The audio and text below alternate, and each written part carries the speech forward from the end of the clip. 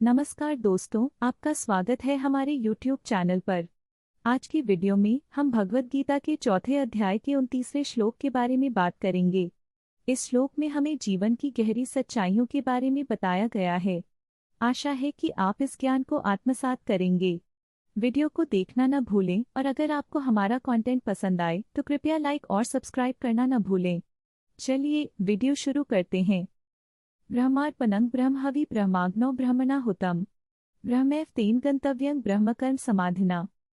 जो ब्रह्मार्पण है वही ब्रह्म है। जो ब्रह्म को आह्वान करता है वही ब्रह्म है। जो अग्नि में ब्रह्म को आहुति देता है वही ब्रह्म है। वह ब्रह्म ही है जिसे प्राप्त करना है और यही ब्रह्म कर्म है जिसे समाधि से किया जाता है।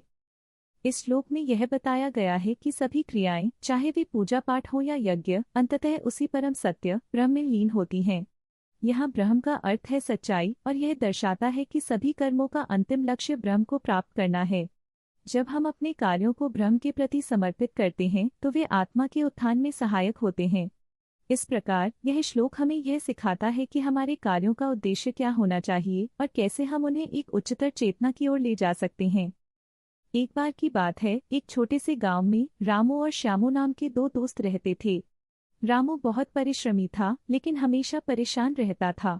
दूसरी ओर श्यामू अधिक सहज और खुशमिजाज था। एक दिन गांव में एक बड़ी समस्या आ गई। गांव के तालाब का पानी सूखने लगा और सभी लोग चिंतित थे। रामू ने कहा, श्यामू, हमें कुछ करना होगा, नहीं तो हमारे खेत सूख जाएंगे। श्यामू मुस्कराया और बोला, रामू, चिंता करने से क्या होगा? हमें मिलकर कुछ उपाय करना चाहिए। श्यामू ने रामू को समझाया, देखो, जैसे भगवद गीता में कहा गया है, हमारे सभी कर्मों का अंतिम उद्देश्य ब्रह्म है। हम जो भी करें उसे भक्ति और समर्पण के साथ करें। दोनों ने मिलकर गांव वालों को एकत्र किया और तालाब के चारों ओर खुदाई करने का निर्णय लिया। उन्होंने सभी को समझाया कि यह कार्य केवल पानी के लिए नहीं बल्कि गांव की एकता के लिए भी है। रामू ने कहा, हम एकजुट होकर मेहनत करेंगे और हमारे कार्यों का फल भी हमें मिलेगा। श्यामू ने कहा, हाँ, अगर हम यह कार्य ब्रह्म के लिए करते हैं तो निश्चित ही सफलता मिलेगी। गांव के लोग मिलकर काम करने लगे। कुछ ही दिनों में तालाब का पानी फिर से भरने लगा।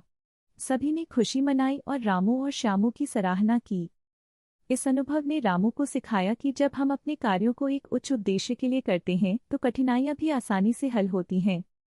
अंत में रामू ने कहा, श्यामू, तेरा ज्ञान वाकई अद्भुत है।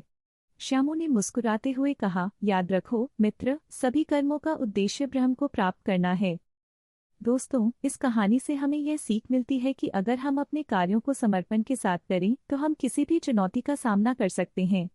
अगर आपको हमारी कहानी पसंद आई तो कृपया लाइक और सब्सक्राइब करें और ऐसे और भी ज्ञानवर्धक वीडियो के लिए जुड़े रहें।